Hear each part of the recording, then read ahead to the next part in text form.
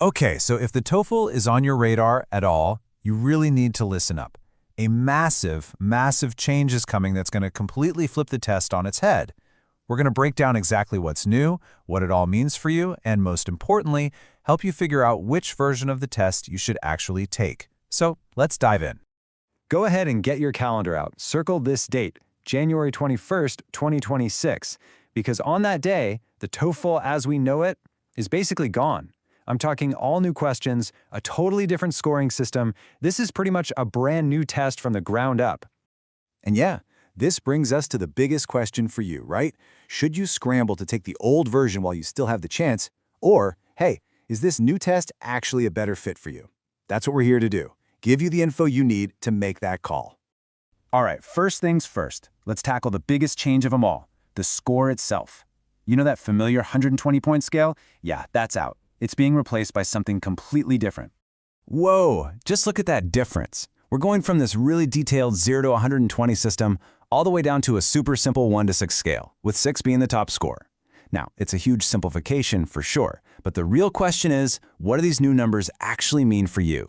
Let's try and translate this. Think of a 6 on the new test as a perfect 120. A 5 is basically like getting a 100, which, is a really strong score for top universities. And a 4 is going to be roughly an 80 on the old scale.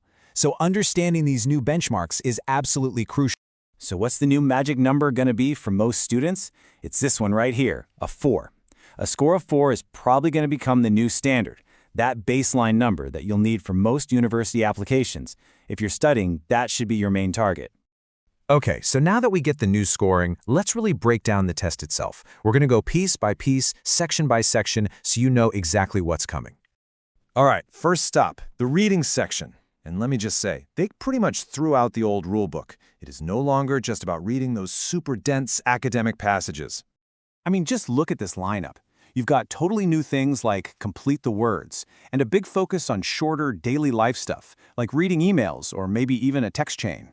Even that classic academic passage has been chopped down to about half the length. So the big question, is it easier? Well, the general opinion is, yeah, kind of. And that's mainly because you just have to read less. Shorter passages make it way easier to keep your focus. But here's a little warning. A task like complete the words can be surprisingly tricky, even for people who've spoken English their whole lives. Okay, let's move on to the listening section, which you'll see follows a pretty similar trend. It's getting shorter and way more focused. Yep, again, the name of the game is short. You're going to listen to quick conversations and announcements. A lot of them are less than a minute long, and then answer just a couple of questions. The long academic lecture is still around, but it's also been trimmed way down to only about 2 minutes. And the reason this makes things easier really just comes down to focus. I mean, we've all been there. Trying to concentrate during a long, dense lecture is just tough.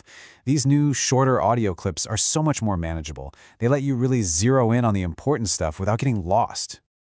All right, on to the writing section. And this is where things get a little interesting.